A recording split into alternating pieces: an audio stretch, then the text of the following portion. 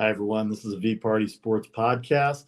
I'm Vasu Party previewing Week 14, the continuation of the NFL season, as we have a lot of playoff implications, a lot of division topics to go about, some fantasy football news, injuries as well, too. We'll have our best bet segment as well. As you see the live show going on right now, it'll be looped every hour on the hour. So if you missed the best bet segment or any of the information for players being injured, please feel free to go back on to Facebook, YouTube, and Twitter. Thanks to everybody on Facebook, YouTube, and Twitter for all your comments, for all your supports. Appreciate it very much. Okay, coming up on Monday, we'll have a full review of the NBA and NCAA weekend. But right now, it's all about the NFL. Did you see the game on Thursday night? Holy cow, Thursday night. The Las Vegas Raiders, 6.5-point favorites, 42.5 over the Rams. Rams didn't have a quarterback. They signed Baker Mayfield, who was released on Monday by Carolina. He comes into Los Angeles cross country on Tuesday, has one practice on Wednesday, and goes out and leads a comeback win, down 16-3 with about 4 minutes to go. Cam Akers scores a touchdown on Raiders' soft defense, makes it 16-10. Already your point spread is thrown off there. You still got a shot. Maybe if this thing ties up, they may go over, but the odds were on the favor of the under in that game. And then the Raiders go 3 and out. Terrible defensive play by the Raiders on that second drive. Not to mention an unsportsmanlike penalty as well, too, knocking the ball out of the hands of one of the Rams players was the Raiders defense. 2 pass interference penalties, an offside penalty that caused a first down. It was just ridiculous how the Raiders lost that game. They were favored by 6.5. Wolford was going to be the starter. Mayfield came into play. Raiders, being the Raiders that they are, they had a chance. Honestly, they had a chance. If they won this game, they would have been at 6-7, and they still had an outside shot at looking into the playoffs. But with this loss, this come from behind win for the Rams, who are having an awful season. They didn't even have Aaron Donald. Aaron Donald, the best player in the NFL on defense, they didn't even play. And Johnson and Howard, their linebacker, who calls all their signals, he was out as well too. So they were really playing an undermanned Rams team. Baker Mayfield came in on 2 days work, 1 day learning the playbook, 1 day of practice, kind of basically shaking hands with everybody as you're getting into the huddle. John Wolford started the game. He went a couple of series. They alternated a little bit, and then Mayfield came in the second half. It was 16-3 at the half. And was it 16-3 at the half? I want to make sure I get that right. I think it was 13-3 at the half. Raiders were only able to manage a field goal. They had a chance to score touchdowns. Derek Carr threw 2 interceptions. Josh Jacobs, who leads the NFL in rushing, he had 99 yards rushing and did have a touchdown. Brian Skowronek had 89 yards of receiving on 7 catches. He was Baker Mayfield's favorite receiver on Thursday night. But a 17-16 win for the Rams basically eliminates the Raiders. Actually eliminates the Raiders. I'm going to say they're not even going to get close to the playoffs. But a 10-3 lead. Jacobs with the touchdown early. They had chances. They had a chance to score a touchdown before the half. Derek Carr throws an interception in the end zone, and a red zone turnover. Those cannot happen if you want to be a playoff team. I'm not sure what Josh McDaniels was thinking there, but they were going for field goals and not touchdowns. And the defense, who's been soft all year, gave up those yards in the first drive to make it 16-10. And then give Baker Mayfield credit. He had 230 yards, a touchdown pass.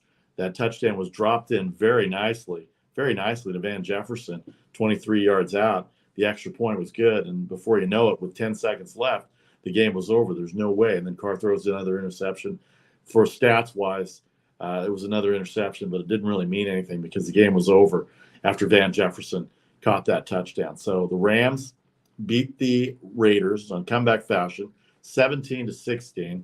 They are now 4-9. They're not going anywhere. Raiders now 5-8. So that was your Thursday night football debacle. All right, let's move to Sunday. You see the bottom line there with the ticker with all the games that are going to go on.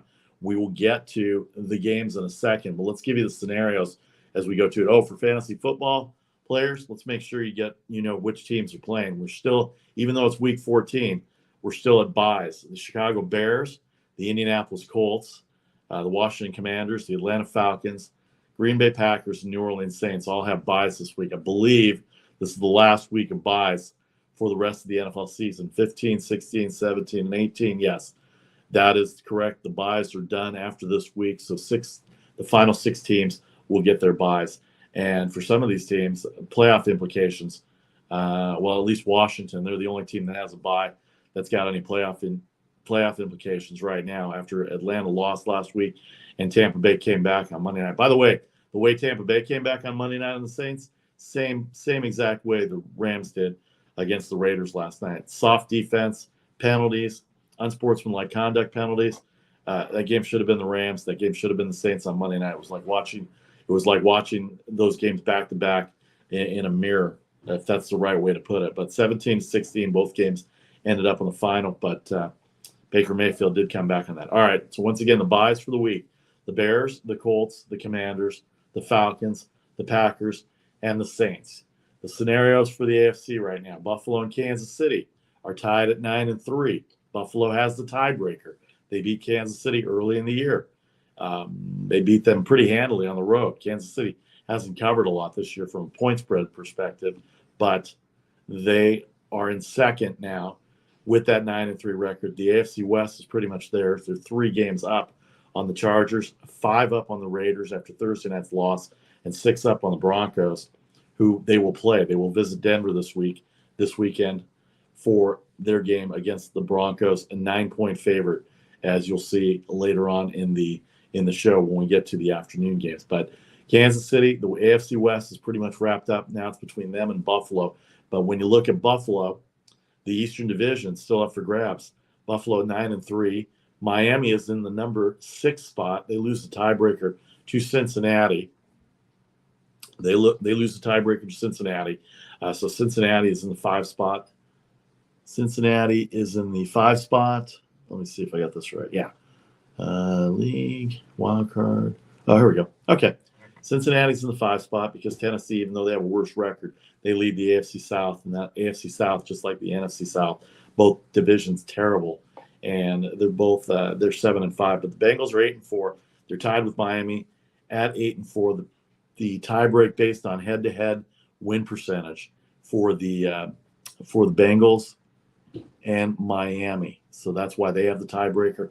The Jets are in the 7th spot. They're at 7-5. And the only other teams behind them are the Chargers at 6-6, Cleveland and New England at 6-6, Cleveland at 5-7, along with Pittsburgh at 5-7. Oh, they probably are both out. Cleveland may have an inside shot still at a wild card. Believe it or not, they're 2 back of the Jets, as is the Steelers, who are 5-7, 2 back of the Jets as well. In the NFC, the 11-1 Philadelphia Eagles are running the table. Let's go back to the AFC for a second. I want to break down that division for the AFC East. Buffalo with a 9-3 record. They're 1 game better than Miami at 8-4. Miami's in the 6th spot, as we said, but they're only 1 game back. The Jets are 2 games back of Buffalo at 7-5, and New England at 6-6. Might be a tall task for New England. Buffalo's already beaten them this year, but Miami and the Jets have both beaten Buffalo this year. Miami won at home. The Jets won at home. They still have to play each other another time. But right now, as of right now, the Buffalo Bills are 9-3, and they have the best record by virtue of the tiebreaker over Kansas City at 9-3. All right, then you go to the AFC North. The Baltimore Ravens, they're 3rd. They're 8-4. Tennessee is 7-5. Baltimore will be at Pittsburgh this weekend.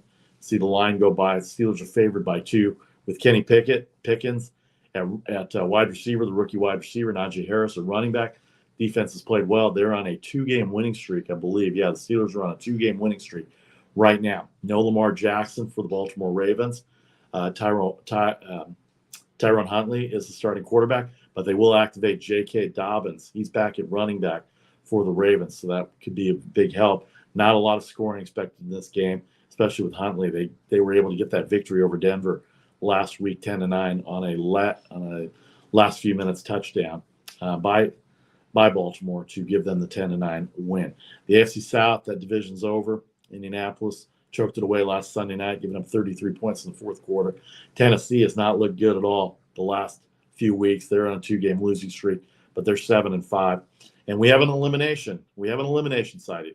The Houston Texans are officially eliminated. They are officially on the clock at 10-1, and officially eliminated, not only from division contention, but also from playoff contention as well, too. And then we talked about the West, Kansas City, with that 3-game lead over the Chargers. All right, now we move on to the NFC. As we said, Philadelphia leading the world with everything, 11-1 right now, the number one seed.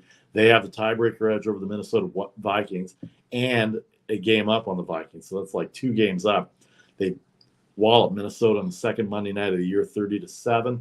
Beat them up pretty bad. So Minnesota will have to have a better record if they want a shot at that number one seed. The San Francisco 49ers, they gave up their first points in the second half in 5 games. They're on a roll right now. They have won 5 in a row. They were 3-4 after that loss to Atlanta. They've won 5 in a row. They beat up a pretty good Miami team last week. Defense has been outstanding. They've only given up 190 points allowed, and I believe that's number 1 in the NFL, if I'm not mistaken. That is number 1. They're the only team that's allowed less than 200 points. And they've got Tom Brady and the struggling Tampa Bay Buccaneers offense scored 217 points, 219 points allowed. Tampa Bay is in 4th, the 6-6 record, again, like the AFC South. Somebody's going to win that because the game against New Orleans could have been a big game for New Orleans. They could have been 5-8, and the Tampa Bay Buccaneers could have been 5-7. And if that's the case, there would have only been a half game back. Saints on a bye this week. Carolina won their game last week. They could have been right in it. Atlanta lost their game last week to Pittsburgh. They could have been right in it as well. They're on a bye as well. Are the Falcons. They are going to go with Desmond Ridder at quarterback for them when they come back off their bye. All right, let's get to the games here a little bit. Now you have the NFC. Let's get to the games a little bit. As you see, the ticker going across with all the games for this Sunday, for today, this afternoon. Detroit is 2 versus Minnesota, 52 the total. How about that? The Lions at home, favored against a 10-2 team. Shows a lot about Minnesota right now. Kirk Cousins, Dalvin Cook, Justin Jefferson, a good trio right there. But the Lions have scored points in bunches these last few weeks, and they are on.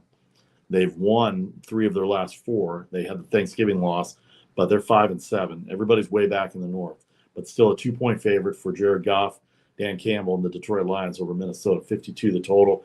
They can score points at home. They've shown that. Last week they did to Jacksonville. Minnesota coming off their game last week as well.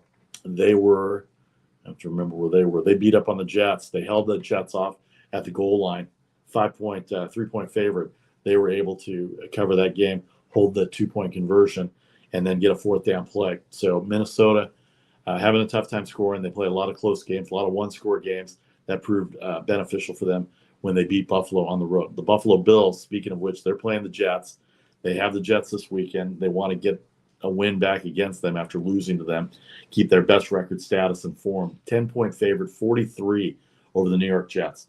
The Jets are going to go with Mike White. That pass rush has been outstanding. They got to Josh Allen last time. Bills are going to have to find a way to run the ball, going to have to find a way to eat up some clock, stop that pass rush. Josh Allen cannot have red zone turnovers. That's been their biggest problem all year. The games that they've lost, he's had turnovers in the red zone. I mean, they could be undefeated right now. They could be 12-0 right now if it weren't for some of the turnovers and some of the mistakes they had. The Jets lost, the Dolphins lost, the Minnesota Vikings lost, all losses that could have been wins. If you go back and watch the tape, they could have won those games. They had Miami on the 2-yard line, couldn't get it in. They had the Jets a last few minutes drive to be able to go up with the score there, and then New York got a defensive touchdown, I believe, that kept that spread more than a 1-score spread. And then the Minnesota game that went to overtime, they had 2 turnovers. Josh Allen had 2 turnovers in the red zone there as well. So Buffalo 10-43, Pittsburgh 236.5. We talked about it already. Kenny Pickett, the starting quarterback. Najee Harris back. Pickens, the wide receiver. Baltimore going with Huntley at quarterback. They're going to have Dobbins as well active for the Ravens. They have an 8-4 record and are tied with the Bengals. They beat the Bengals earlier this year, so they have the tiebreaker edge. But that division, far from over. The Bengals are red hot, and we'll get to them in a second. The Philadelphia Eagles are 7-point favorite at the Giants. We saw what happened on Thursday night with Vegas. Road favorites are tough. And this is the battle. This is Eagles-Giants. This is Eagles-Giants week for those East Coast fans. Those NFC East fans have seen these games go one way or the other over the years. 44.5 the total. Saquon Barkley listed as questionable, but A lot of people think that he's going to play. Jalen Hurts has been outstanding, leading MVP candidate right now for the Eagles. They're 11-1, the best player on the best team. Sanders has been running the ball well. They've got receivers. Goddard's been good at tight end. A.J. Brown tore up his former team, the Tennessee Titans, last week in a blowout win over the Titans. So they're a 7-point favorite going into the Giants this weekend. That's a tough place to play. I don't know if I'd lay 7 points on that, but you have to see the best bet segment to see if that's the case. Cincinnati, we just talked about how hot they are. They're on a 4-game winning streak. I believe they're on a four-game winning streak. They thumped Tennessee 2 weeks ago. They beat Kansas City. Jesse Bates, their safety, got fined by the league for faking an injury. So did Cam Jordan, by the way, for the Saints. So the league coming down hard on that. But I think the Cincinnati Bengals would take the win. They're 8-4. All these records. So you're looking at 9-3 Buffalo, 9-3 Kansas City, 8-4 Baltimore, 8-4 Cincinnati, 8-4 Miami. All have a shot at the number 1 seed still. Go figure how that's going to go. The Dolphins, but the Buffalo 6-2 in the conference are tied with the Dolphins 6-2. They're in the same division, and Miami has the edge there. They're a game back. Cincinnati is 1-3 in the division, so that may come back to haunt them if they can get a win versus Baltimore, because the next tiebreaker after head-to-head is your division record, and then it's common games after that, which I think the NFL changed a few years ago, and that's been really good for their part. All right, so you got Cincinnati 5.5. Deshaun Watson had a mediocre game in his first game back after a year. 46.5 the total. They can score some points. Watson is very capable of scoring some points. Cincinnati gave up 24 to Kansas City last week, but held when they needed to. The Tennessee Titans are 3.5 versus Jacksonville. They've struggled. They've lost 2 in a row. They are minus 21 in point differential. When they play bad, they play bad. But when they play good, they play really well. Jacksonville can score. We saw their bad game against Detroit, but they beat San Diego, or they beat the Chargers 2 weeks ago on a 2-point conversion. They beat the Ravens 2 weeks ago on a 2-point conversion. Trevor Lawrence is questionable, but it looks like he'll play as well too. 3.5 for Tennessee, 41 the total for Jacksonville. Dallas 17.5 versus Houston, 44. You know how I feel about laying touchdowns in the NFL. Everybody has athletes. I know Houston's eliminated. I know they're 1-10. 1-10-1. Let's give them credit for that tie. But 17.5 points, a lot of points in a row. And backdoor covers take place all the time as well, too. So it's going to be hard to predict that as far as 17.5 points versus the Houston Texans is a lot of points to go there. But Dallas right now in the number 5 spot in the NFC, they are 2 games back of Philadelphia in second place in the NFC East. They have a loss already against Philadelphia, so that doesn't bode well. And they've got their game on Christmas Eve. But right now they have the Houston Texans to contend with this afternoon. All right, when we come back, we'll go through the afternoon games. We'll give you our best bet segment. Also, don't forget, at noon Eastern, I will have the non-NFL picks best bet segment on the Daily Post on Instagram, Facebook, and Twitter as well, too. This is the VPartySports Podcast. I'm Vasu Vadaparty. We'll be back in 30 seconds with the best bet segment, the second half of the afternoon games, and a preview of what's to come on Sunday Night Football as well, too. Some really good games in the afternoon. We'll have all those previews. We'll give you our best bet segment. It's back in 30 seconds.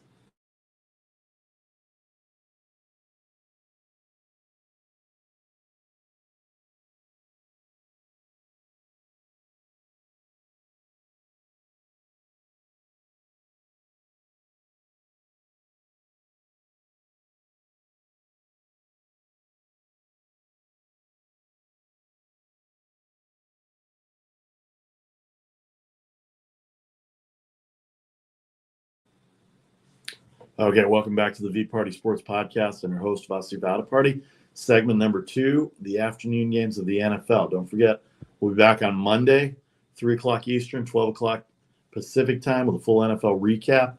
NCAA and NBA hoops from the weekend. What a weekend it was in the NCAA basketball. Yesterday watched the number 1 Houston Cougars go down to the Alabama Crimson Tide. I know Alabama's got a bowl game, and that's a football crazy state, but their basketball team's pretty good and coming up against number 1 in Houston to beat Houston. Don't forget Daily Post every day at 6 p.m. Eastern weekdays I'll have a daily post for you at noon tomorrow after this show for the non-NFL picks that we have for the best bet segment. NBA, NCAA, NHL games are there as well. All right, let's get to also we'll have a guest tomorrow too, and I'll promote that as well later, but we'll have that 3 o'clock Eastern, Facebook, Twitter, YouTube. Thanks to everybody on Facebook, Twitter, and YouTube. All the comments, you can reach me right there at the bottom at VPartySports. All right, the second half of the day, we'll have the Kansas City Chiefs. We just talked about them. Second in the AFC. They lose the tiebreaker to Buffalo. They're a 9-point favorite. These are updated to the minute. 9-point favorite at Denver. We know about Denver's woes offensively. Russell Wilson has not come in and done what he's going to do. 44 points the total. They don't score very much. In fact, Denver is only averaging in 10 games. They're averaging 16.6 points. They're giving up 20.4 a game. They've lost 4 in a row. They had the win against Jacksonville. That was the last one they had. That was in London. They haven't won in the United States in 4 weeks now. And Denver coming in last place, 3-9. Russell Wilson still the quarterback there. They are 2-3 at home, 1-6 on the road. So they've got a chance. Kansas City doesn't cover point spreads very well. The Chiefs are 4-2 on the road. However, they're 3-0 in the division, 5-3 overall in the conference. And they had the tough loss at Cincinnati last week. The Bengals came back and took the lead back from Kansas City after having the lead for part of the first half. Bengals made a good comeback. They are red hot right now. It wouldn't surprise me to see Kansas City and Cincinnati in a rematch of last year's AFC game. But 9-point favorite for the Kansas City Chiefs. Latavius Murray getting a lot of the carries now for Denver. They're a 9-point underdog. I think if they can hold the ball and keep it close, I think they've got a shot at Denver, maybe even at least keeping that game close and maybe even upsetting them. They're not a bad team. Defensively, they're pretty good. They just can't score right now. The Seattle Seahawks, 4-point favorite over the Carolina Panthers, 44 the total. Seattle 1 game behind the San Francisco 49ers at 7-5. They are in 7th in the wild card spot. They are a game back of those hot 49ers right now. It's going to be a matchup, Carolina and Seattle, of 2 former New York Jets teammates, Geno Smith for Seattle, Sam Darnold for Carolina. Carolina's been able to run the ball the last few weeks. They won their last week's game, and I have to remind myself who they played last week. They played the Denver Broncos. In fact, they beat Denver on Thanksgiving Sunday, 23-10. Denver, we said, had no offense, but this is a home game for Denver against Kansas City. But that being said, the Panthers got a 23-10 win over Denver last week. They travel west to go to Seattle, who lost last week. They were off last week. Let me see if I got that right here. They had their bye. Well, I'm so glad these buys are going to be over. Yeah, they had their bye last week. But before that, they lost to the Raiders on the overtime walk-off by Josh Jacobs. So right now, they are in a little bit of funk. They won their last game against the. Oh, wait a second here. Hold on here. Let me see if I got this right here. They played Thanksgiving weekend. They lost to the Seahawks. Week 13, they beat the Rams. That's right. They beat the Rams last week. They did not have their bye. DK Metcalf at the end of the game did not cover the 7 points on the road. Same for the Raiders on Thursday night. But the Seahawks beat the Rams 27-23 in that game. So that's what we have for Seattle and Carolina. A big game for Seattle they need to maintain with the 49ers. Speaking of those 49ers, game of the week, Tampa Bay Buccaneers, Tom Brady, former Bay Area native, comes into San Francisco. Don't call it San Fran, Tom. You're going to upset the 49ers fandom. And you grew up here. You should know better than to call it San Fran. It is San Francisco by way of Santa Clara, by way of the South Bay, by way of Levi's Stadium. 3.5-point favorites for the 49ers. They've only allowed 7 points in the second half in their last 5 games. This 5-game winning streak coinciding with that great second half play. They spread themselves out. They increased the margins in the second half. But 3.5 points is the line for Tampa Bay. That's awfully tough. If it was 3 or less than 3, you would have to think the Niners would be the way to go here. But it'll be interesting at 3.5. And I think the Sharps in Vegas know exactly what they're doing by setting that thing at 3.5. 37.5 the total. You know about the Buccaneers' struggles. They looked awful for 57 minutes Monday night against the New Orleans Saints. 49ers gave up a few yards to Miami, but in the end, the defense came up, big fumbles, big interceptions to get that win over Miami. And then Sunday Night Football, those Miami Dolphins, who are 8-4, one game back of Buffalo, they have won 2 of their last 3, I believe, and then they lost last week to San Francisco. But they're going to SoFi Stadium to play the Chargers. They're favored by 53.5 the total. That line went up from 51.5 to 53.5. Both teams can score. We know Miami can score. They gave up 38 points to the 49ers, and a lot of that was Tagovailoa's turnovers. He threw 2 interceptions. He fumbled once toward the end, and that was their demise against the 49ers. If they had won that game, they could have been right there with Buffalo and still been in first place. But now they're a game back. They do have the tiebreaker over Buffalo. Chargers fighting for their playoff lives. They are in the number 9 spot. They're tied with the Patriots, but they lose the tiebreaker because of best winning percentage in conference games.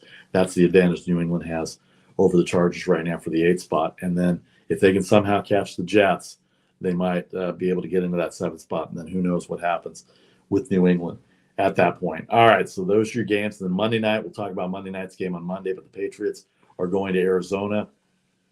They're going to be without some key pieces as well, too. So those are the games that we have for Monday night. The New England Patriots at Arizona. Those are the Sunday games that we have going on right now for the NFL for the Week 14. Now, some injury notes to note is J.K. Dobbins, we said, for the Ravens is in. Lamar Jackson is out. They have let me see if we got this right. I saw a bunch of these notes. Mike White's still a quarterback. Joe Mixon's been questionable. He limited practice this week for the Bengals. Trevor Lawrence is questionable for the Jaguars. Saquon Barkley, a big one for the Giants, he's questionable. They're trying to stay in. As of right now, the Washington Commanders are just a half a game behind Seattle. Otherwise, all 4 teams in the East would be in the playoffs as of right now. Ravens, Steelers go at it. Chiefs, Broncos. The Buccaneers, 49ers. That's the huge one in the NFC on Sunday, or this afternoon. The Buccaneers in first place in the NFC South. They'll probably win the division. They'll have a worse record than the top 2 playoff teams, and the 49ers trying to improve that 4-game winning streak as they're at 8-4 right now, playing as well as anybody. Panthers, Seahawks, big game for the Seahawks. Dolphins, Chargers, Sunday Night Football, that got flexed in. The Broncos and Chiefs were the ones that got flexed out of Sunday Night Football. And then Monday night, the Patriots and the Cardinals. All right, let's get to best bet segments here for Sunday football, NFL Week 14. Some tough lines here in the NFL. Let's start with the early games here. I'm going to go with the Buffalo Bills. They owe the Jets big time after the loss early in the year. 10 points seems a lot. I know it goes against the theory of a touchdown or more as a favorite, but they're at home and they can move the ball. And the losses that they've had have been their own mistakes. And believe me, this is a rivalry with the Jets.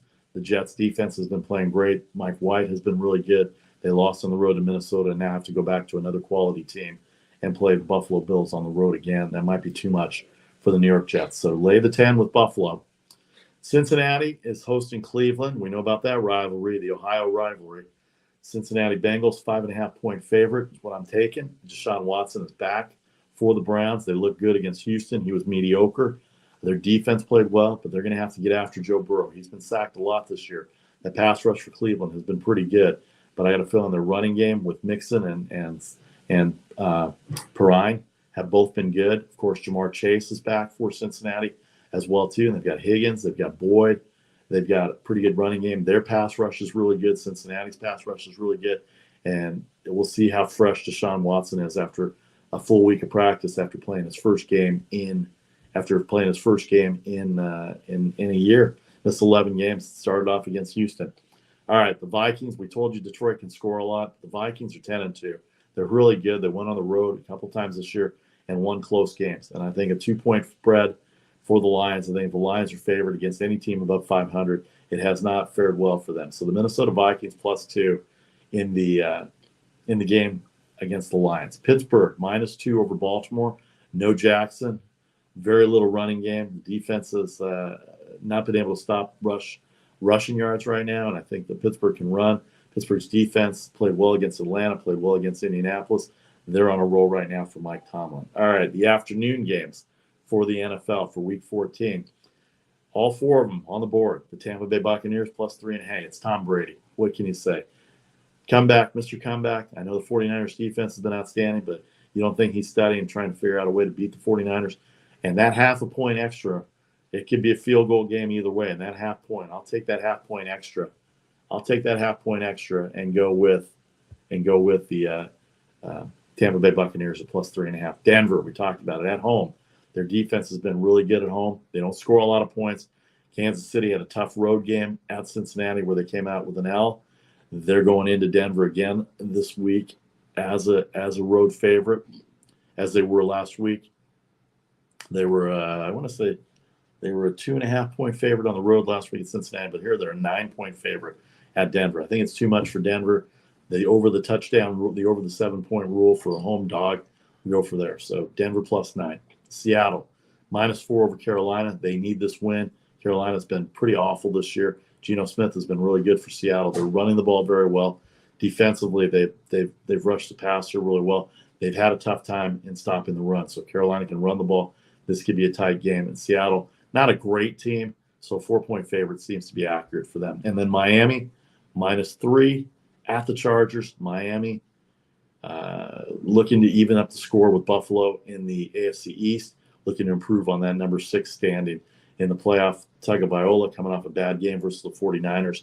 He and Justin Herbert were drafted in the same class. Tua was first. Justin Herbert was 6th, although I thought he should have been higher. The offensive line for the Chargers is all banged up. Pass rush for the Dolphins is going to be all over that like you wouldn't believe. And you got a feeling Justin Herbert's going to have to rely on Eckler, the running game. He's going to have to rely on their receivers, Allen Williams and DeAndre Carter, Keenan Allen, Mike Williams, DeAndre Carter as well too. So there are your games. Tampa Bay +3.5, Denver +9, Seattle -4, Miami -3.